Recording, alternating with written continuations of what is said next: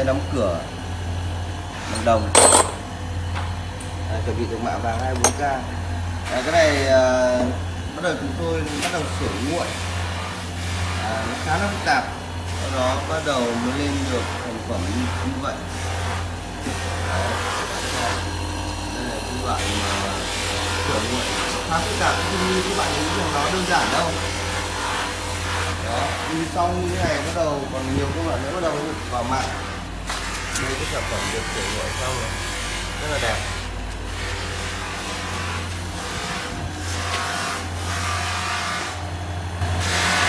Đây là một đôi tay nắm